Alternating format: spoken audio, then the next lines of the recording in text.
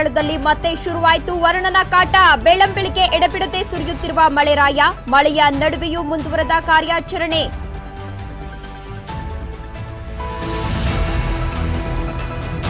ಕೇರಳದ ಗುಡ್ಡ ಕುಸಿತದಲ್ಲಿ ಚಾಮರಾಜನಗರದ 4 ಸಾವು. 2 ಶವ ಹೊರತೆಗೆದ ರಕ್ಷಣಾ ತಂಡ. ಮತ್ತಿಬ್ಬರ ಮೃತದೇಹಗಳಿಗಾಗಿ ಶೋಧ.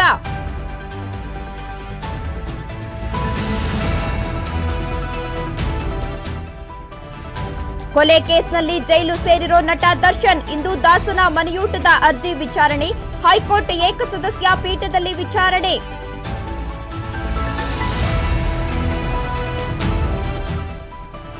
ಪುರಸಭಾ ಸದಸ್ಯ ಸ್ಕ್ರಾಪ್ ರವಿ ಹತ್ಯೆ ಪ್ರಕರಣ. ರವಿ ಕೊಲೆ ಆರೋಪಿಗೆ ಪೊಲೀಸರ ಗುಂಡೇಟು. ಆನೇಕಲ್ನ ಮೈಸೂರಮ್ಮನ ದೊಡ್ಡಿ ಬಳಿ ಘಟನೆ.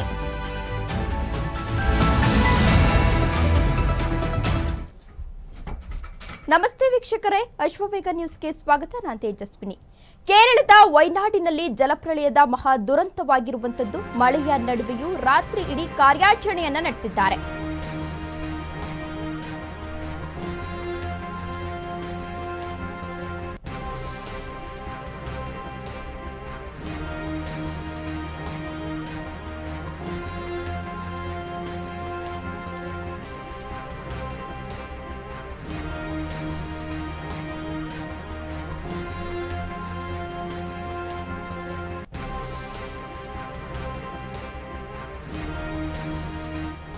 ಕೇರಳದ ವಯನಾಡಿನಲ್ಲಿ ಜಲಪ್ರಳಯದ ಮಹಾ ದುರಂತ ಸಂಭವಿಸಿರುವಂತದ್ದು. ಮಳೆಯ ನಡುವೆಯೂ ರಾತ್ರಿ ಇಡೀ ಕಾರ್ಯಾಚರಣೆಯನ್ನ ನಡೆಸಿದ್ದಾರೆ. ಸೇನಾ ಹೆಲಿಕಾಪ್ಟರ್ ಮೂಲಕ ಹಲವರ ರಕ್ಷಣೆಯನ್ನ ಮಾಡಲಾಗಿದೆ. ಎನ್ಡಿಆರ್ಎಫ್, ಎಸ್ಡಿಆರ್ಎಫ್, ಸ್ಥಳೀಯ ಪೊಲೀಸರು, ಇಂಡಿಯನ್ ಏರ್ ಫೋರ್ಸ್ನಿಂದ ಸ್ವಯಂ ಪ್ರೇರಿತವಾಗಿ ಕಾರ್ಯಾಚರಣೆಯನ್ನ ನಡೆಸಿರುವಂತದ್ದು. ಕೇರಳದ ವಯನಾಡಿನಲ್ಲಿ ಜಲಪ್ರಳಯದ ಮಹಾ ದುರಂತ ಸಂಭವಿಸಿದೆ. ಮಳೆಯ ನಡುವೆಯೂ ರಾತ್ರಿ ಇಡೀ ಕಾರ್ಯಾಚರಣೆಯನ್ನ ನಡೆಸಿರುವಂತದ್ದು. ಮಳೆಯ ರುದ್ರ ನರ್ತನಕ್ಕೆ ದೇವರ ನಾಡು ಕೇರಳ ಇದೀಗ ಅಕ್ಷರಶಃ ಕಂಗಾಲಾಗಿ ಹೋಗಿರುವಂತದ್ದು. ರಾಜ್ಯ ಕಂಡು ಕೇಳರಿಯದ ದುರಂತ ವಯನಾಡಿನಲ್ಲಿ ಇದೀಗ ಸಂಭವಿಸಿದ್ದು. ಭೀಕರ ಭೂಕುಸಿತದಿಂದ ಮೃತಪಟ್ಟವರ ಸಂಖ್ಯೆ ಇದೀಗ 150ರ ಗಡಿ ದಾಟಿದೆ ಅಂತ ಮಾಹಿತಿ ಲಭ್ಯವಾಗ್ತಾ ಇದೆ. ಇನ್ನು 200ಕ್ಕೂ ಹೆಚ್ಚು ಮಂದಿ ನಾಪತ್ತೆಯಾಗಿದ್ದು ರಕ್ಷಣಾ ಕಾರ್ಯಾಚರಣೆ ಇದೀಗ ಮುಂದುವರೆದಿರುವಂತದ್ದು. ಕೇರಳ ರಾಜ್ಯ ವಿಪತ್ತು ನಿರ್ವಹಣಾ ಪ್ರಾಧಿಕಾರ, ಅಗ್ನಿಶಾಮಕ ದಳ, ನಾಗರಿಕ ರಕ್ಷಣೆ, ಎನ್ಡಿಆರ್ಎಫ್ ಮತ್ತು ಸ್ಥಳೀಯ ತುರ್ತು ಪ್ರತಿಕ್ರಿಯೆ ತಂಡಗಳ ಸದಸ್ಯ ರಕ್ಷಣಾ ಕಾರ್ಯಾಚರಣೆಯಲ್ಲಿ ಇದೀಗ ತೊಡಗಿದ್ದಾರೆ. ಜೊತೆಗೆ ಕಣ್ಣೂರಿನ ಡಿಎಸ್ಸಿ ಕೇಂದ್ರದ ಸುಮಾರು 200 ಭಾರತೀಯ ಸೇನಾ ಸಿಬ್ಬಂದಿ ಮತ್ತು ಕೋಜಿಜೋಡ್ನ 122 ಟಿಎ ಬೆಟಾಲಿಯನ್ ಸದಸ್ಯರು ಕೂಡ ಕಾರ್ಯಾಚರಣೆಯಲ್ಲಿ ಸಕ್ರಿಯವಾಗಿ ತೊಡಗಿಸಿಕೊಂಡಿದ್ದು, ಇವರೊಂದಿಗೆ 2 ವಾಯುಪಡೆಯ ಹೆಲಿಕಾಪ್ಟರ್ಗಳು, 1 MI-17 ಮತ್ತು MLH ಕೂಡ ಕೈಜೋಡಿಸಿದೆ ಎನ್ನುವ ಮಾಹಿತಿ ಕೂಡ ಲಭ್ಯವಾಗ್ತಾ ಇದೆ.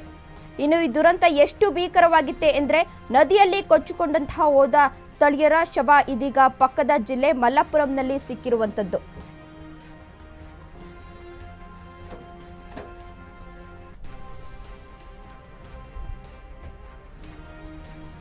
ಇನ್ನು ಮಣ್ಣು ಕಲ್ಲು ಬಂಡೆಗಳ ರಾಶಿಯಲ್ಲಿ ಮೃತದೇಹಗಳು ಕಂಡುಬಂದಿದ್ದು, ಗುರುತೇ ಸಿಗದಷ್ಟು ನುಜ್ಜುಗುಜ್ಜಾಗಿವೆ ಎನ್ನುವ ಮಾಹಿತಿಗಳು ಲಭ್ಯವಾಗ್ತಾ ಇದೆ. ಗಾಯಗೊಂಡವರಿಗೆ ಇದೀಗ ಮೆಪ್ಪಾಡಿ ಆರೋಗ್ಯ ಕೇಂದ್ರ, ವಿಮ್ಸ್ ಆಸ್ಪತ್ರೆಯಲ್ಲಿ ಚಿಕಿತ್ಸೆಯನ್ನ ಕೊಡಿಸಲಾಗುತ್ತಿದೆ ಎನ್ನುವ ಮಾಹಿತಿ ಕೂಡ ಲಭ್ಯವಾಗ್ತಾ ಇದೆ. ದೃಶ್ಯದಲ್ಲಿ ನೀವೀಗ ಗಮನಿಸ್ತಾ ಇರಬಹುದು ಯಾವ ರೀತಿ ಕಾರ್ಯಾಚರಣೆಯನ್ನ ಮುಂದುವರಿಸಿದ್ದಾರೆ ಎನ್ಡಿಆರ್ಎಫ್ ಹಾಗೂ ಎಸ್ಡಿಆರ್ಎಫ್ ತಂಡಗಳು ಎನ್ನುವುದನ್ನ ದೃಶ್ಯದಲ್ಲಿ ನೀವೀಗ ಗಮನಿಸ್ತಾ ಇರಬಹುದು.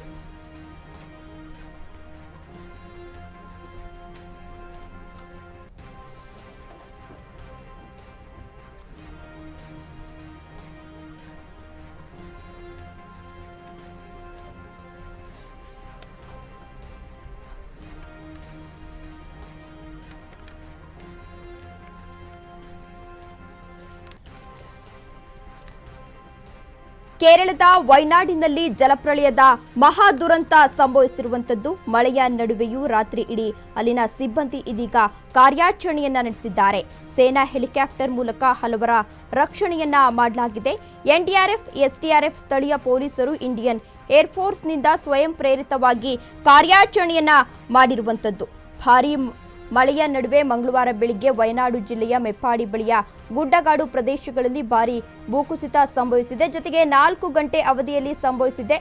3 ದೊಡ್ಡ ಭೂಕುಸಿತ ವಯನಾಡು ಜಿಲ್ಲೆಯನ್ನೇ ಅಲ್ಲೋಲ ಕಲ್ಲೋಲ ಮಾಡಿರುವಂತದ್ದು.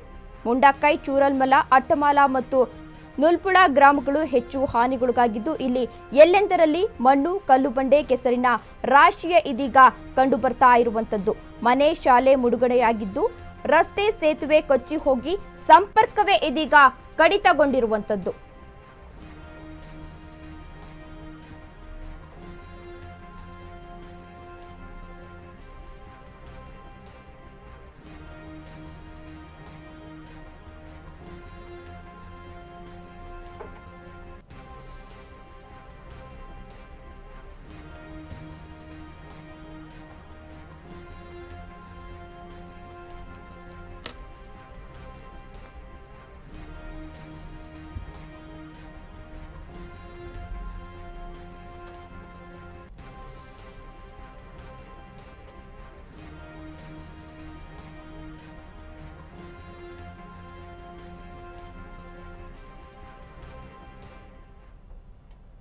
ಕೇರಳದಲ್ಲಿ ಇದೀಗ ವರುಣನ ಕಾಟ ಮತ್ತೆ ಶುರುವಾಗಿರುವಂತದ್ದು.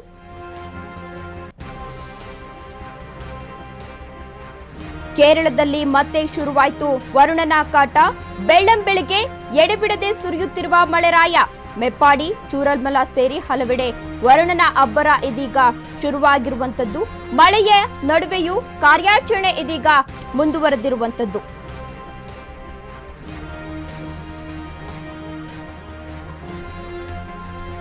ಮಳೆಯ ರುದ್ರ ನರ್ತನಕ್ಕೆ ದೇವರು ನಾಡು ಕೇರಳ ಇದೀಗ ಅಕ್ಷರಶಃ ಕಂಗಾಲಾಗಿ ಹೋಗಿದೆ. ರಾಜ್ಯ ಕಂಡು ಕೇಳರಿಯದ ದುರಂತ ವಯನಾಡಿನಲ್ಲಿ ಇದೀಗ ಸಂಭವಿಸಿದ್ದು. ಭೀಕರ ಭೂಕುಸಿತದಿಂದ ಮೃತಪಟ್ಟವರ ಸಂಖ್ಯೆ ಇದೀಗ 150ಕ್ಕೆ ದಾಟಿರುವಂತದ್ದು. 200ಕ್ಕೂ ಹೆಚ್ಚು ಮಂದಿ ನಾಪತ್ತೆಯಾಗಿದ್ದು, ರಕ್ಷಣಾ ಕಾರ್ಯಾಚರಣೆ ಇದೀಗ ಮುಂದುವರೆದಿರುವಂತದ್ದು. ಇನ್ನು ಭಾರತ ಹವಾಮಾನ ಇಲಾಖೆ ಬುಧವಾರವೂ ಕೂಡ ವಯನಾಡು ಸೇರಿದಂತೆ ಉತ್ತರ ಕೇರಳದ ವಿವಿಧೆಡೆಗಳಲ್ಲಿ ಧಾರಾಕಾರ ಮಳೆ ಸುರಿಯುವ ಮುನ್ನೆಚ್ಚರಿಕೆಯನ್ನ ನೀಡಿತ್ತು. ಆ ಹಿನ್ನೆಲೆಯಲ್ಲಿ ಇದೀಗ ಕೇರಳದಲ್ಲಿ ಮತ್ತೆ ಮಳೆ ಶುರುವಾಗಿರುವಂತದ್ದು. ಜುಲೈ 31 ಮತ್ತು ಆಗಸ್ಟ್ 1ರಂದು ವಯನಾಡು ಮತ್ತು ನೆರೆಯ ಜಿಲ್ಲೆಗಳಲ್ಲಿ ಭಾರೀ ಮಳೆಯಾಗುವ ಸಾಧ್ಯತೆ ಇದೆ ಎಂದು ಮುನ್ಸೂಚನೆಯನ್ನ ನೀಡಿತ್ತು. ಆರೆಂಜ್ ಅಲರ್ಟ್ ಅನ್ನ ಕೂಡ ಘೋಷಣೆ ಮಾಡಲಾಗಿತ್ತು ಹವಾಮಾನ ಇಲಾಖೆ. ಅದರ ಹಿನ್ನೆಲೆಯಲ್ಲಿ ಇದೀಗ ಜೋರಾಗಿ ಮಳೆ ಬರ್ತಾ ಇರುವಂತದ್ದು. ಇನ್ನು ಮುನ್ನೆಚ್ಚರಿಕೆ ಕ್ರಮವಾಗಿ ಇಂದು ಕಾಸರಗೋಡು, ಕಣ್ಣೂರು, ಕೋಜಿಕೋಡ್, ವಯನಾಡು, ಮಲ್ಲಪುರಂ, ಪಾಲಕ್ಕಾಡ್, ತ್ರಿಶೂರ್, ಇಡುಕ್ಕಿ, ಎರ್ನಾಕುಲಂ ಪ್ರದೇಶಗಳಿಗೆ ಇದೀಗ ಶಿಕ್ಷಣ ಸಚಿವರಿಂದ ರಜೆಯನ್ನ ಘೋಷಣೆ ಮಾಡಲಾಗಿದೆ. ಜೊತೆಗೆ ನಡೆಯಲಿರುವ ಪರೀಕ್ಷೆಗಳನ್ನ ಕೂಡ ಮುಂದೂಡಲಾಗಿದೆ ಎನ್ನುವ ಮಾಹಿತಿ ಕೂಡ ಲಭ್ಯವಾಗ್ತಾ ಇದೆ. ಇನ್ನು ಇದರ ಜೊತೆಯಲ್ಲೇ ಸೇನಾ ಹೆಲಿಕಾಪ್ಟರ್ ಮೂಲಕ ಹಲವರ ರಕ್ಷಣೆಯನ್ನ ಮಾಡಲಾಗಿದೆ. ಎನ್ಡಿಆರ್ಎಫ್, ಎಸ್ಡಿಆರ್ಎಫ್, ಸ್ಥಳೀಯರು, ಪೊಲೀಸರು, ಇಂಡಿಯನ್ ಏರ್ ಫೋರ್ಸ್ ನಿಂದ ಸ್ವಯಂ ಪ್ರೇರಿತವಾಗಿ ಕಾರ್ಯಾಚರಣೆಯನ್ನ ನಡೆಸಲಾಗಿರುವಂತದ್ದು. ಕೇರಳದಲ್ಲಿ ಇದೀಗ ವರುಣನ ಆರ್ಭಟ ಮತ್ತೆ ಶುರುವಾಗಿರುವಂತದ್ದು. ಬೆಳ್ಳಂಬೆಳಗ್ಗೆ ಎಡೆಬಿಡದೆ ಮಳೆರಾಯ ಇದೀಗ ಸುರಿತಾ ಇರುವಂತದ್ದು.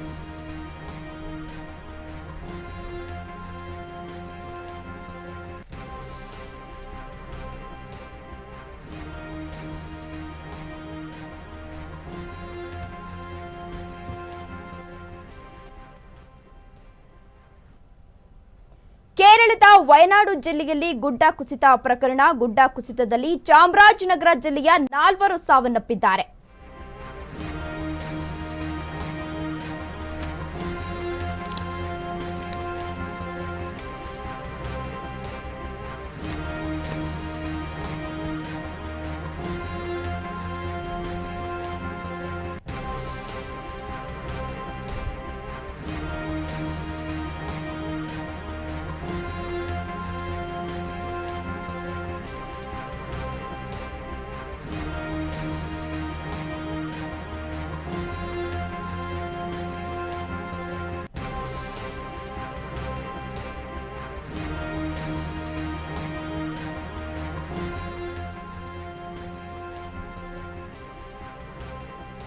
ಕೇರಳದ ವಯನಾಡು ಜಿಲ್ಲೆಯಲ್ಲಿ ಗುಡ್ಡ ಕುಸಿತ ಪ್ರಕರಣ. ಗುಡ್ಡ ಕುಸಿತದಲ್ಲಿ ಚಾಮರಾಜನಗರ ಜಿಲ್ಲೆಯ 4 ಸಾವನ್ನಪ್ಪಿರುವಂತದ್ದು. ಗುಡ್ಡ ಕುಸಿತದಿಂದ ಈವರೆಗೂ 143ಕ್ಕೂ ಹೆಚ್ಚು ಜನ ಸಾವನ್ನಪ್ಪಿದ್ದಾರೆ. ಚಾಮರಾಜನಗರ ಜಿಲ್ಲೆಯ ರಾಜೇಂದ್ರ, ರತ್ನಮ್ಮ, ಪುಟ್ಟಸಿದ್ದ ಶೆಟ್ಟಿ ಹಾಗೂ ರಾಣಿ ಇದೀಗ ದುರ್ಮರಣವನ್ನ ಹೊಂದಿರುವಂತದ್ದು. ಪುಟ್ಟಸಿದ್ದ ಶೆಟ್ಟಿ, ರಾಣಿ ಶವಗಳನ್ನು ಹೊರತೆಗೆದಿದ್ದಾರೆ. ಇದೀಗ ರಕ್ಷಣಾ ತಂಡದವರು ಇಬ್ಬರ ಮೃತದೇಹಗಳಿಗಾಗಿ ರಕ್ಷಣಾ ತಂಡಗಳು ಇದೀಗ ಶೋಧವನ್ನ ನಡೆಸ್ತಾ ಇರುವಂತದ್ದು. ಇತ್ತೀಚೆಗಷ್ಟೇ ಉತ್ತರ ಕನ್ನಡ ಜಿಲ್ಲೆಯ ಶಿರೂರಿನ ಗುಡ್ಡ ಕುಸಿತದಲ್ಲಿ ಕೇರಳದ ಲಾರಿ ಚಾಲಕ ಅರ್ಜುನ್ ನಾಪತ್ತೆಯಾಗಿದ್ದ. ಅರ್ಜುನ್ಗಾಗಿ ಇಡೀ ಕೇರಳ ಮಿಡಿದಿತ್ತು ಅಂತಾನೆ ಹೇಳಬಹುದು. ಇನ್ನು ರಕ್ಷಣಾ ಕಾರ್ಯಾಚರಣೆ ವಿಳಂಬವಾಗುತ್ತಿದೆ ಎಂದು ಆರೋಪ ಕೂಡ ಮಾಡಿದ್ರು. ಆದರೆ ಕೇರಳದ ವಯನಾಡಿನಲ್ಲಿ ಸಂಭವಿಸಿರೋ ಘೋರ ಗುಡ್ಡ ಕುಸಿತದಲ್ಲಿ ಕರ್ನಾಟಕದ 6 ಮಂದಿ ಮೃತಪಟ್ಟಿದ್ದಾರೆ ಎನ್ನುವ ಮಾಹಿತಿ ಕೂಡ ಲಭ್ಯವಾಗ್ತಾ ಇದೆ. ಇನ್ನು ಮೃತರು ಚಾಮರಾಜನಗರ ಹಾಗೂ ಮಂಡ್ಯ ಜಿಲ್ಲೆಯವರು ಎಂಬುದು ಇದೀಗ ಪತ್ತೆಯಾಗಿರುವಂತದ್ದು. 50 ವರ್ಷದ ರಾಜೇಂದ್ರ, 45 ವರ್ಷದ ರತ್ನಮ್ಮ ವಯನಾಡಿನ ಮೇಪಾಡಿಯಲ್ಲಿ ವಾಸವಿದ್ದ. 62 ವರ್ಷದ ಪುಟ್ಟಸಿದ್ದ ಶೆಟ್ಟಿ ಮತ್ತು 50 ವರ್ಷದ ರಾಣಿ ಎಂಬುವರು ಸಾವನ್ನಪ್ಪಿದ್ದಾರೆ ಎನ್ನುವ ಮಾಹಿತಿ ಕೂಡ ಲಭ್ಯವಾಗ್ತಾ ಇದೆ. ಇವರೆಲ್ಲರೂ ಕೂಡ ಚಾಮರಾಜನಗರದ ಜಿಲ್ಲೆಯವರಾಗಿದ್ದಾರೆ. ಇನ್ನು ಮಂಡ್ಯದ 2.5 ವರ್ಷದ ನಿಹಾಲ್, ಅಜ್ಜಿ ಲೀಲಾವತಿ ಶವ ಕೂಡ ಪತ್ತೆಯಾಗಿದೆ ಎನ್ನುವ ಮಾಹಿತಿ ಕೂಡ ಲಭ್ಯವಾಗ್ತಾ ಇದೆ. ಇನ್ನು ರಾಜೇಂದ್ರ ಮತ್ತು ರತ್ನಮ್ಮ ಇರಸವಾಡಿ ಗ್ರಾಮದವರಾಗಿದ್ದು, ಈ ಇಬ್ಬರ ಮೃತದೇಹಗಳಿಗಾಗಿ ಇದೀಗ ಶೋಧ ಕಾರ್ಯಾಚರಣೆ ಕೂಡ ನಡೀತಾ ಇದೆ. ಇವರಿಬ್ಬರು ಕೇರಳದ ಚುರಲ್ಲಾದಲ್ಲಿ ಕೆಲಸವನ್ನ ಮಾಡಿಕೊಂಡಿದ್ರು. ಚಾಮರಾಜನಗರದ ಜಿಲ್ಲೆಯ ತ್ರಯಂಬಪುರದ ಸ್ವಾಮಿ ಶೆಟ್ಟಿ ಎಂಬುವರು ಗಂಭೀರವಾಗಿ ಗಾಯಗೊಂಡಿದ್ದಾರೆ ಎನ್ನುವ ಮಾಹಿತಿ ಕೂಡ ಇದೀಗ ಲಭ್ಯವಾಗ್ತಾ ಇದೆ. ಇನ್ನು ವಯನಾಡು ಜಿಲ್ಲೆಯ ಮೆಪ್ಪಾಡಿಯ ವೈತ್ರಿ ತಾಲೂಕು ಆಸ್ಪತ್ರೆಯಲ್ಲಿ ಮೃತರ ಮರಣೋತ್ತರ ಪರೀಕ್ಷೆಯನ್ನು ನಡೆಸಲಾಗಿದ್ದು, ಗುಂಡ್ಲುಪೇಟೆ ತಹಶೀಲ್ದಾರ್ ರಮೇಶ್ ಬಾಬು ಮೃತರ ಕುಟುಂಬದವರ ಜೊತೆ ಸಂಪರ್ಕದಲ್ಲಿದ್ದಾರೆ, ಅವರಿಗೆ ಸಾಂತ್ವನವನ್ನ ನೀಡ್ತಾ ಇದ್ದಾರೆ ಎನ್ನುವ ಮಾಹಿತಿ ಕೂಡ ಲಭ್ಯವಾಗ್ತಾ ಇದೆ.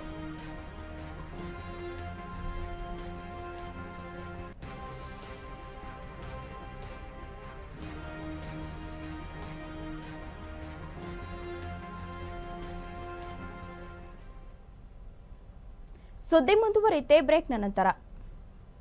ಎಲ್ರಿಗೂ ನಮಸ್ಕಾರ. ಅಶ್ವಕೋಟಿ ವೃಕ್ಷ ಹೊಸ ಅಭಿಯಾನ ಶುರುವಾಗ್ತಾ ಇದೆ. ನಮ್ಮ ಪರಿಸರದ ಕಡೆಗೆ, ಪರಿಸರಕ್ಕೆ ಒಳ್ಳೆಯದಾಗಲಿ ಅಂತ ಅಂದರೆ ನಮ್ಮ ಮುಂದಿನ ಪೀಳಿಗೆಗೆ ಪರಿಸರನ ನಾವು ಚೆನ್ನಾಗಿ ಮಾಡ್ಕೊಡೋಣ. ಯಾಕಂದರೆ ಮುಂದಿನ ಪೀಳಿಗೆ ನಿಜವಾಗ್ಲೂ ಒಂದು ಒಳ್ಳೆ ಪರಿಸರದಲ್ಲಿ ಬೆಳಿಬೇಕು. ಹಾಗಾಗಿ ಎಲ್ಲರೂ ಸಪೋರ್ಟ್ ಮಾಡಿ, ಎಲ್ಲರ ಒಂದು ಬೆಂಬಲ ಈ ಒಂದು ಅಶ್ವಕೋಟಿ ವೃಕ್ಷ ಅಭಿಯಾನಕ್ಕೆ ಇರಲಿ ಅಂತ ಕೇಳ್ಕೊತಾ ಇದ್ದೀನಿ.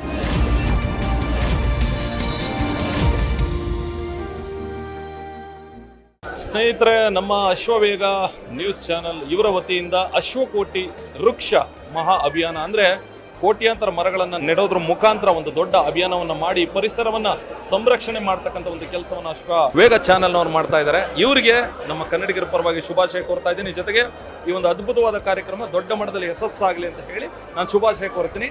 ಒಳ್ಳೆಯದಾಗಲಿ. ಜೈ ಕರ್ನಾಟಕ ಮಾತು.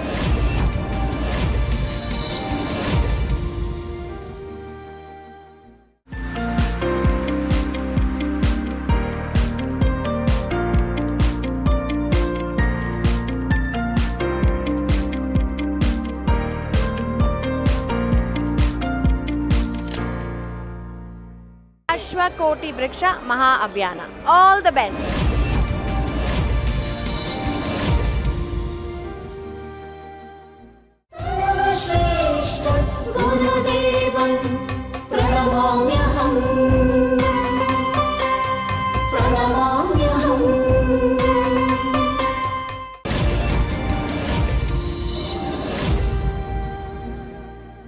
ಅಶ್ವಕೋಟಿ ವೃಕ್ಷ ಮಹಾ ಅಭಿಯಾನವನ್ನು ಹಮ್ಮಿಕೊಂಡಿರೋದು ತುಂಬ ಸಂತೋಷದ ವಿಚಾರ. ಇವತ್ತರ ಪರಿಸರವನ್ನು ನಿರ್ಮಾಣ ಮಾಡೋ ದೃಷ್ಟಿಯಿಂದ, ಇವತ್ತು ಪರಿಸರದ ಮರ ಗಿಡಗಳ ಕೊರತೆಯಿಂದ ಇವತ್ತು ಏನು ಮಳೆಯಾಗಲಿ ಅಥವಾ ತಾಪಮಾನವಾಗಲಿ ವ್ಯತ್ಯಾಸ ಆಗ್ತಾ ಇರೋದು ನಾವೆಲ್ಲ ಕಂಡು ಬರ್ತಾ ಇದ್ದೀವಿ. ಆ ಒಂದು ದೃಷ್ಟಿಯಿಂದ ಅಶ್ವಕೋಟಿ ವೃಕ್ಷ ಕಾರ್ಯಕ್ರಮದಲ್ಲಿ ನೀವೇನು ಸಸಿಗಳು ನೆಡುವಂಥ ಒಂದು ಕಾರ್ಯಕ್ರಮ ಇದೆ, ಅದು ಯಶಸ್ವಿಯಾಗಿ ನಡೀಲಿ, ಒಳ್ಳೆಯ ಒಂದು ಕಾರ್ಯಕ್ರಮ ಅಂತ ಅಶ್ವವೇಗ ಸುದ್ದಿವಾಹಿನಿಗೆ ಶುಭಾಶಯಗಳನ್ನು ಕೋರ್ತೀನಿ. ಅದೇ ರೀತಿ ನಮ್ಮ ಈ ಒಂದು ಅಶ್ವವೇಗ ಚಾನಲ್ ಮುಖ್ಯಸ್ಥರಾದಂಥ ರಾಮಚಂದ್ರ ಅವರು, ನಾವು 16 ವರ್ಷಗಳಿಂದ ಪರಿಚಯವಾದಂಥ ಸ್ನೇಹಿತರು. ಅವರು ಈ ಚಾನಲ್ ಮುಖಾಂತರ ಒಳ್ಳೊಳ್ಳೆ ಸುದ್ದಿಗಳನ್ನು ನಿಷ್ಪಕ್ಷಪಾತವಾಗಿ ಪ್ರಚಾರ ಮಾಡುವಂಥ ಒಂದು ಕಾರ್ಯಕ್ರಮವನ್ನು ನಡೆಸ್ಕೊಂಬರ್ತಾ ಇದ್ದಾರೆ. ಎಲ್ಲರಿಗೂ ಕೂಡ ನ್ಯಾಯವನ್ನು ಒದಗಿಸಿ, ಧ್ವನಿ ಇಲ್ಲದವ್ರಿಗೆ ಧ್ವನಿಯಾಗಿ, ಯಾವುದೇ ಒಂದು ಅನ್ಯಾಯಕ್ಕೊಳಗಾದಂಥವ್ರಿಗೆ ನ್ಯಾಯವನ್ನು ಕೊಡಿಸುವಂಥ ಒಂದು ಚಾನಲ್ ಆಗಿ ಅಶ್ವವೇಗ ಸುದ್ದಿವಾಹಿನಿ ಬೆಳೀಲಿ ಅಂತ ಈ ಒಂದು ಅಶ್ವವೇಗ ವಾಹಿನಿಯ ಮುಖ್ಯಸ್ಥರಿಗೆ ಮತ್ತು ಸಿಬ್ಬಂದಿ ವರ್ಗದವರಿಗೆ ಎಲ್ಲರೂ ಕೂಡ ಶುಭಾಶಯಗಳನ್ನು ಕೋರ್ತೀನಿ.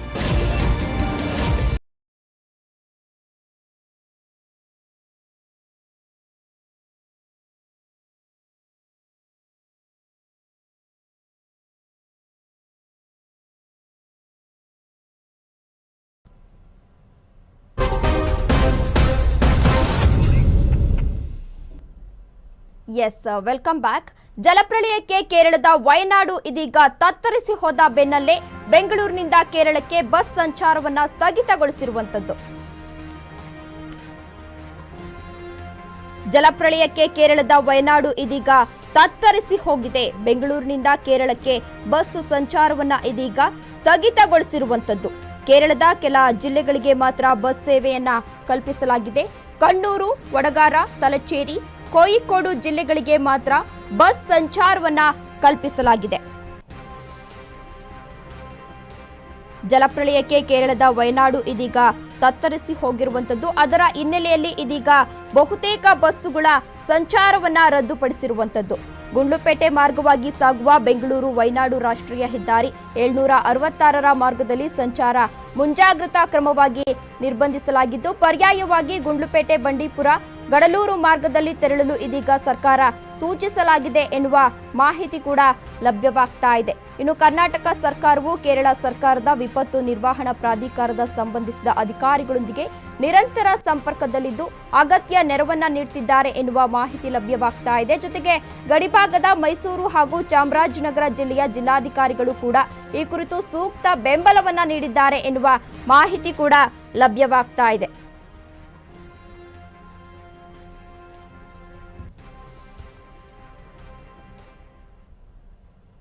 ಭಾರೀ ಮಳೆಗೆ ಇದೀಗ ಮೈಸೂರಿನಲ್ಲಿ ಮನೆ ಕುಸಿತವಾಗಿರುವಂತದ್ದು.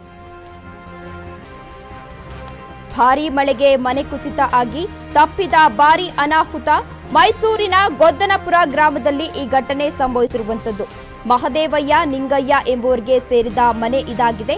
ತಡರಾತ್ರಿ 2 ಗಂಟೆ ಸುಮಾರಿಗೆ ಜೋರು ಮಳೆಗೆ ಈ ಮನೆ ಕುಸಿದಿರುವಂತದ್ದು. ಮುಂಜಾಗ್ರತವಾಗಿ ಪಕ್ಕದ ಮನೆಗೆ ತೆರಳಿದ್ದ ಕುಟುಂಬಸ್ಥರು ಸರ್ಕಾರದಿಂದ ಸೂಕ್ತ ಪರಿಹಾರಕ್ಕೆ ಕುಟುಂಬಸ್ಥರು ಇದೀಗ ಆಗ್ರಹಿಸ್ತಾ ಇರುವಂತದ್ದು. ರಾಜ್ಯಾದ್ಯಂತ ಇದೀಗ ಮಳೆಯ ಅಬ್ಬರ ಜೋರಾಗಿರುವಂತದ್ದು. ಇನ್ನು ರಸ್ತೆಗಳಲ್ಲಿ ಗುಂಡಿ ಬಿದ್ದಿರೋದ್ರಿಂದ ನೀರು ನಿಂತು ವಾಹನ ಸವಾರರು ಕೂಡ ಇದೀಗ ಪರದಾಡ್ತಾ ಇದ್ದಾರೆ. ಇನ್ನು ಮಳೆಯಿಂದಾಗಿ ಹಲವಾರು ಸಾವು ನೋವುಗಳು ಕೂಡ ಸಂಭವಿಸಿದೆ. ಇನ್ನು ಹಲವು ಕಡೆ ಇದೀಗ ಮನೆಯ ಮೇಲ್ಛಾವಣಿ ಕೂಡ ಕುಸಿದಿರುವಂತದ್ದು. ಅದರ ಬೆನ್ನಲ್ಲೇ ಇದೀಗ ಮೈಸೂರಿನ ಗೊದ್ದನಪುರ ಗ್ರಾಮದಲ್ಲಿ ಭಾರೀ ಮಳೆಗೆ ಮನೆ ಕುಸಿದಿರುವಂತದ್ದು. ಇನ್ನು ಮನೆಯಲ್ಲಿ ಯಾರು ಇಲ್ಲದ ಕಾರಣದಿಂದ ಯಾರಿಗೂ ಕೂಡ ಯಾವುದೇ ರೀತಿ ಅಪಾಯ ಸಂಭವಿಸಿಲ್ಲ. ಜೊತೆಗೆ ಮಹದೇವಮ್ಮ ನಿಂಗಯ್ಯ ಎಂಬುವರಿಗೆ ಸೇರಿದ್ದ ಮನೆ ಇದಾಗಿದ್ದು, ತಡರಾತ್ರಿ 2 ಗಂಟೆ ಸುಮಾರಿಗೆ ಈ ಮನೆ ಕುಸಿದಿದೆ ಎನ್ನುವ ಮಾಹಿತಿ ಕೂಡ ಲಭ್ಯವಾಗ್ತಾ ಇದೆ. ಜನಾಂಗದ ಬಡ ಕುಟುಂಬದ ಮಾದೇವಮ್ಮ ಮತ್ತು ವೈಫ್ ಆಫ್ ಲೇಟು ಲಿಂಗಯ್ಯ ಗೊದ್ದನಪುರ ಗ್ರಾಮದ ಕುಟುಂಬದಲ್ಲಿ ರಾತ್ರಿ ತುಂಬ ಮಳೆ ಆದ ಸಂದರ್ಭದಲ್ಲಿ ಬಡ ಜನ ಆಗಿರ್ತಾರೆ. ಹಾಗಾಗಿ ಮನೆ ಬಿದ್ದಿದೆ ಅಂತೇಳಿ ಬೆಳಿಗ್ಗೆ ಬಂದು ಮನೆಯವರು ನಮಗೆ ಗಮನಕ್ಕೆ ತಂದರು. ಹಾಗಾಗಿ ಬಂದು ಮನೆ ಹತ್ರ ವೀಕ್ಷಣೆ ಮಾಡಿ ತಹಶೀಲ್ದಾರ್ ಮತ್ತು ಸಂಬಂಧಪಟ್ಟ ರೆವಿನ್ಯೂ ಇಲಾಖೆ ರೆವಿನ್ಯೂ RI ಅವ್ರಿಗೆ ಗಮನ ತಂದಿರ್ತೇವೆ. ಈ ಬಗ್ಗೆ ಸಂಬಂಧಪಟ್ಟ ಅಧಿಕಾರಿಗಳು ಹಾಗೂ ಜನಪ್ರತಿನಿಧಿಗಳು ಬಡವರಿಗೆ ಒಂದು ಈ ಕುರಿತು ಹೆಚ್ಚಿನ ಮಾಹಿತಿಯನ್ನ ನೀಡಲಿದ್ದಾರೆ ನಮ್ಮ ಪ್ರತಿನಿಧಿ ಸಂದೀಪ್. ಸಂದೀಪ್, ಇದೀಗ ಮೈಸೂರಿನಲ್ಲಿ ಭಾರೀ ಮಳೆಗೆ ಮನೆ ಕುಸಿತವಾಗಿರುವಂತದ್ದು, ಏನೆಲ್ಲ ಅಪ್ಡೇಟ್ಸ್ ಇದೆ ಸಂದೀಪ್? ತೇಜಸ್ವಿನಿ, ಮೈಸೂರಿನಲ್ಲಿ ಕಳೆದ 2 ದಿನಗಳಿಂದ ಸುರಿತಾ ಇರ್ತಕ್ಕಂಥ ಭಾರಿ ಮಳೆಗೆ ಸಾಕಷ್ಟು ಅವಾಂತರಗಳು ಸೃಷ್ಟಿಯಾಗಿರ್ತಕ್ಕಂಥದ್ದು. ಒಂದೆಡೆ ಕಬಿನಿ ಡ್ಯಾಮ್ ನಿಂದ ಸಾಕಷ್ಟು ಹೊರ ಹರಿವು ಹೆಚ್ಚಾದಂತ ಹಿನ್ನೆಲೆಯಲ್ಲಿ ಸಾಕಷ್ಟು ರಕ್ಷಾ ಸಂಪರ್ಕಗಳು ಕಡಿತಾ ಆದ್ರೆ, ಮತ್ತೊಂದೆಡೆ ಸುರಿತಾ ಇರ್ತಕ್ಕಂಥ ಭಾರಿ ಮಳೆಯಿಂದಾಗಿ ಮನೆಯ ಗೋಡೆಗಳು ಕೂಡ ಕುಸಿತಾ ಇರ್ತಕ್ಕಂಥದ್ದು ದೃಶ್ಯಗಳು ಕೂಡ ಕಂಡು ಬರ್ತಾ ಇರ್ತಕ್ಕಂಥದ್ದು. ಮೈಸೂರು ಜಿಲ್ಲೆ ನಂಜನಗೂಡು ತಾಲೂಕು ವರ್ಣ ಕ್ಷೇತ್ರ ವ್ಯಾಪ್ತಿಗೆ ಬರ್ತಕ್ಕಂಥ ಗೊದ್ದನಪುರ ಗ್ರಾಮದಲ್ಲಿ ವಾಸದ ಮನೆಯೊಂದು ಭಾರಿ ಮಳೆಗೆ ಕುಸಿತವನ್ನ ಕಂಡಿರ್ತಕ್ಕಂಥದ್ದು. ಏನು ಗ್ರಾಮದ ನಿವಾಸಿಯಾಗಿರ್ತಕ್ಕಂಥ ಮಹದೇವಮ್ಮ ನಿಂಗಯ್ಯ ಎಂಬುವರ ಮನೆ, ವಾಸದ ಮನೆ ಸಂಪೂರ್ಣವಾಗಿ ಮಳೆಗೆ ಸಿಲುಕಿ ಕುಸಿತಗೊಂಡಿರ್ತಕ್ಕಂಥದ್ದು. ತಡರಾತ್ರಿ ಸುಮಾರು 2 ಗಂಟೆಯ ವೇಳೆಯಲ್ಲಿ ಭಾರಿ ಮಳೆಗೆ ಗಾಬರಿಯಾದಂತ ಏನು ಮನೆಯವರು ಪಕ್ಕದ ಮನೆಗೆ ಬಂದು ವಾಸ್ತವ್ಯವನ್ನು ಹೂಡಿರ್ತಾರೆ. ಆ ಒಂದು ವಾಸ್ತವ್ಯನ ಹೂಡ್ಲಿಕ್ಕೆ ಹೊರಬಂದಂತ ಸಂದರ್ಭದಲ್ಲೇ ಸಂಪೂರ್ಣವಾಗಿ ಮನೆಯ ಮೇಲ್ಛಾವಣಿ ಗೋಡೆಗಳು ಸಂಪೂರ್ಣವಾಗಿ ನೆಲ ಕಚ್ಚಿರ್ತಕ್ಕಂತಹದ್ದು. ಕೇವಲ 1-2-3 ನಿಮಿಷಗಳಲ್ಲಿ ಅವರು ಹೊರಬಂದಿದ್ದ ಕಾರಣಕ್ಕಾಗಿ ಯಾವುದೇ ರೀತಿಯ ಪ್ರಾಣಾಪಾಯ ಕೂಡ ಸಂಭವಿಸಿಲ್ಲ. ಆದ್ರೆ ಈ ರೀತಿಯ ಮನೆ ಕಳ್ಕೊಂಡಂತ ನಿಟ್ಟಿನಲ್ಲಿ ಅವರು ಸಾಕಷ್ಟು ಒಂದು ತೊಂದರೆಗೆ ಈಡಾಗಿರ್ತಕ್ಕಂಥದ್ದು. ಸಂದೀಪ್, ಇನ್ನು ಸ್ಥಳಕ್ಕೆ ಯಾವೆಲ್ಲ ಅಧಿಕಾರಿಗಳು ಬಂದಿದ್ರು, ಏನಾದ್ರೂ ಪರಿಹಾರವನ್ನ ಕೊಟ್ಟಿದ್ದಾರಾ ಸಂದೀಪ್? ಖಂಡಿತ ತೇಜಸ್ವಿನಿ, ಏನು ಸ್ಥಳೀಯ ಮಟ್ಟದ ಅಧಿಕಾರಿಗಳು ಅಂದ್ರೆ ಗ್ರಾಮ ಪಂಚಾಯತಿ PDO ಆಗಿರ್ಬೋದು ಅಥವಾ ತಾಲೂಕು ಪಂಚಾಯತಿ ನೋಡಲ್ ಆಫೀಸರ್ಗಳು ಈಗಾಗಲೇ ಅವರ ಮನೆಗೆ ಬಂದು ಭೇಟಿಯನ್ನ ನೀಡಿ ಸ್ಥಳ ಪರಿಶೀಲನೆ ನೀಡಿ ಸೂಕ್ತ ಪರಿಹಾರದ ಭರವಸೆಯನ್ನ ಕೊಟ್ಟಿರತಕ್ಕಂಥದ್ದು ತೇಜಸ್ವಿನಿ. ಎಸ್ ಸಂದೀಪ್, ಇನ್ನು ಮನೆಯಲ್ಲಿ ಯಾರೆಲ್ಲ ವಾಸ ಮಾಡ್ತಿದ್ದಾರೆ ಸಂದೀಪ್? ತೇಜಸ್ವಿನಿ, ಮನೆಯಲ್ಲಿ ಏನು ಗ್ರಾಮದ ಮನೆಯ ಒಡತಿಯಾಗಿರ್ತಕ್ಕಂಥ ಮಾದೇವಮ್ಮ ಮತ್ತು ನಿಂಗಯ್ಯ ಮತ್ತು ಬೇರೆ ಇನ್ನಿತರ ಇಬ್ರು ಕೂಡ ವಾಸವಾಗಿದ್ರು. ಸುಮಾರು 4 ಮಂದಿ ಮನೆಯಲ್ಲಿ ವಾಸವಿದ್ರು. ಏನು ತಡರಾತ್ರಿ ಮನೆಯ ಮೇಲ್ಚಾವಣಿಯಲ್ಲಿ ಬರ್ತಿದ್ದಕ್ಕಂತ ಸದ್ದನ್ನ ಗಮನಿಸಿ ಏನೋ ಅವಘಡ ಆಗಬಹುದು ಅನ್ನುವಂತ ಒಂದು ಮುಂಜಾಗ್ರತೆ ಕ್ರಮವಾಗಿ ಅವರು ಮನೆಯಿಂದ ಆಚೆ ಬಂದಿದ್ದಾರೆ. ಆ ಸಂದರ್ಭದಲ್ಲಿ ಮನೆಯ ಗೋಡೆ ಹಾಗೂ ಮೇಲ್ಚಾವಣಿ ಕುಸಿದಿರ್ತಕ್ಕಂಥದ್ದು. ಈಗ ಸಾಕಷ್ಟು ಸಂಕಷ್ಟಕ್ಕೀಡಾಗಿರ್ತಕ್ಕಂಥದ್ದು. ಸರ್ಕಾರದಿಂದ ಸೂಕ್ತ ಪರಿಹಾರ. ಎಸ್, ಧನ್ಯವಾದ ಸಂದೀಪ್ ತಮ್ಮೆಲ್ಲ ಮಾಹಿತಿಗಾಗಿ.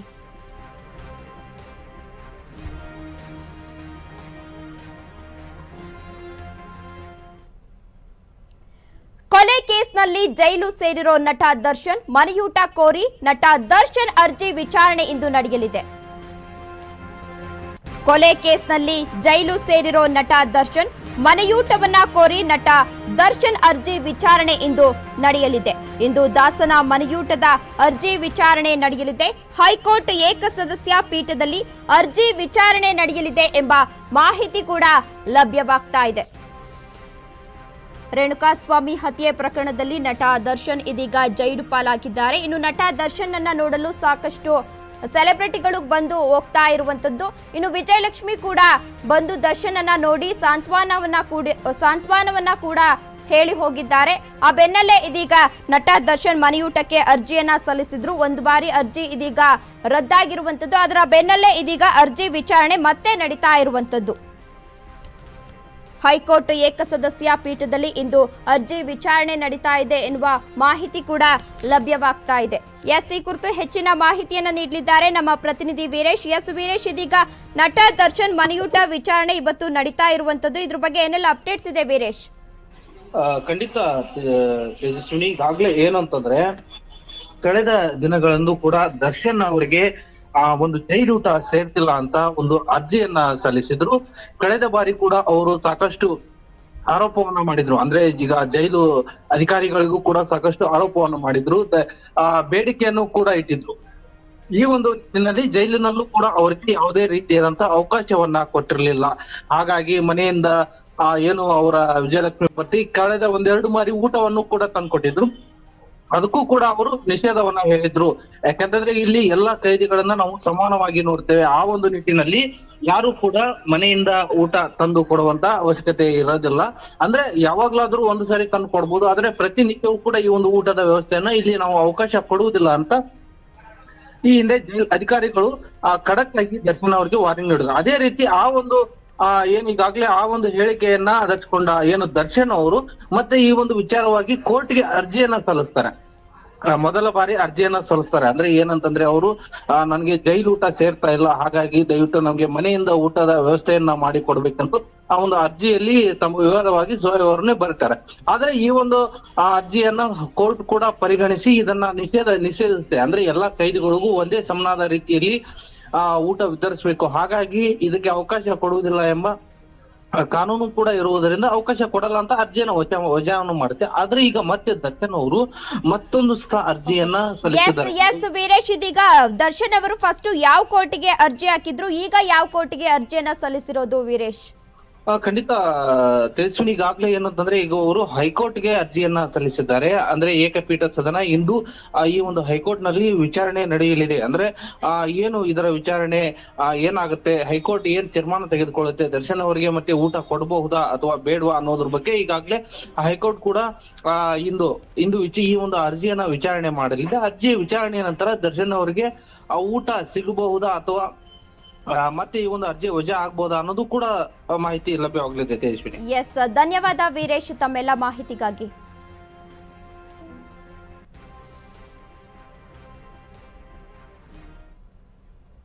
ಪುರಸಭಾ ಸದಸ್ಯ ಸ್ಕ್ರಾಪ್ ರವಿ ಹತ್ಯೆ ಪ್ರಕರಣ, ರವಿ ಕೊಲೆ ಆರೋಪಿಗೆ ಪೊಲೀಸರು ಇದೀಗ ಗುಂಡೇಟನ್ನ ಹಾರಿಸಿರುವಂತದ್ದು.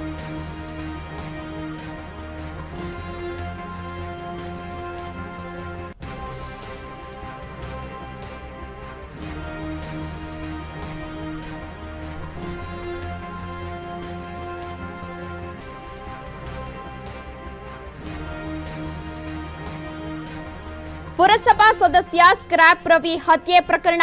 ರವಿ ಕೊಲೆ ಆರೋಪಿಗೆ ಪೊಲೀಸರು ಇದೀಗ ಗುಂಡೇಟನ್ನ ಹಾರಿಸಿದ್ದಾರೆ. ಆರೋಪಿ ಕಾರ್ತಿಕ್ ಅಲಿಯಾಸ್ ಜೆಕೆಗೆ ಇದೀಗ ಗುಂಡೇಟನ್ನ ಹಾರಿಸಿರುವಂತದ್ದು. ಆನೇಕಲ್ನ ಮೈಸೂರಮ್ಮ ದೊಡ್ಡಿ ಬಳಿ ಈ ಘಟನೆ ಸಂಭವಿಸಿದೆ. ಆರೋಪಿ ಕಾರ್ತಿಕ್ ಬಂಧನಕ್ಕೆ ಕಾಕಿ ತೆರಳಿತ್ತು. ಆ ವೇಳೆ ಪೇದೆ ಸುರೇಶ್ ಮೇಲೆ ಆರೋಪಿ ಕಾರ್ತಿಕ್ ಹಲ್ಲೆಯನ್ನ ನಡೆಸಿದ್ದಾನೆ. ಕಾರ್ತಿಕ್ ಕಾಲಿಗೆ ಇನ್ಸ್ಪೆಕ್ಟರ್ ಗುಂಡೇಟನ್ನ ಹಾರಿಸಿದ್ದಾರೆ. ಇನ್ನು ಗುಂಡೇಟು ಬಳಿಕ ಆರೋಪಿ ಕಾರ್ತಿಕ್ ಇದೀಗ ಪೊಲೀಸರ ವಶದಲ್ಲಿದ್ದಾನೆ ಎನ್ನುವ ಮಾಹಿತಿ ಕೂಡ ಲಭ್ಯವಾಗ್ತಾ ಇದೆ.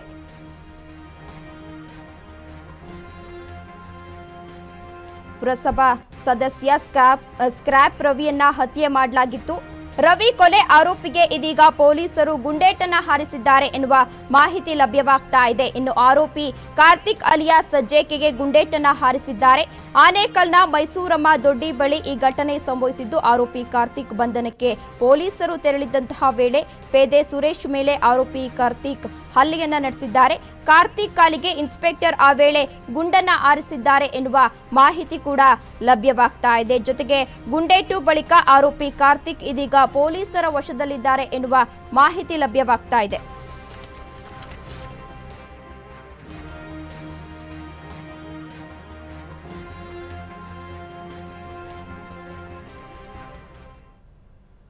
ಕೊನೆಯಲ್ಲಿ ಮತ್ತೊಮ್ಮೆ ಹೆಡ್ಲೈನ್ಸ್.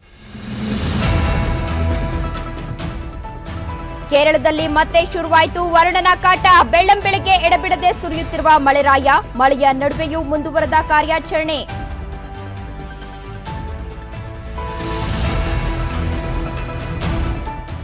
ಕೇರಳದ ಗುಡ್ಡ ಕುಸಿತದಲ್ಲಿ ಚಾಮರಾಜನಗರದ 4 ಸಾವು. 2 ಶವ ಹೊರತೆಗೆದ ರಕ್ಷಣಾ ತಂಡ.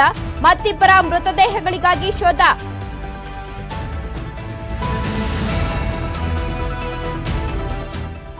ಕೊಲೆ ಕೇಸ್ನಲ್ಲಿ ಜೈಲು ಸೇರಿರೋ ನಟ ದರ್ಶನ್. ಇಂದು ದಾಸನ ಮನೆಯೂಟದ ಅರ್ಜಿ ವಿಚಾರಣೆ. ಹೈಕೋರ್ಟ್ ಏಕಸದಸ್ಯ ಪೀಠದಲ್ಲಿ ವಿಚಾರಣೆ.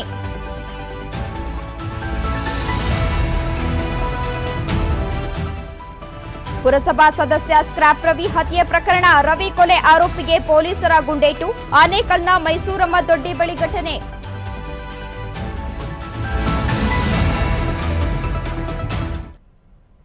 ಇದಾಗಿತ್ತು ಈ ಕ್ಷಣದ ಅಪ್ಡೇಟ್ಸ್. ಕ್ಷಣದ ಅಪ್ಡೇಟ್ಸ್ಗಾಗಿ ನೋಡ್ತಾ ಇರಿ ಅಶ್ವವೇಗ ನ್ಯೂಸ್. ಇದು ಸತ್ಯಾನ್ವೇಷಣೆ ಓಟದಲ್ಲಿ.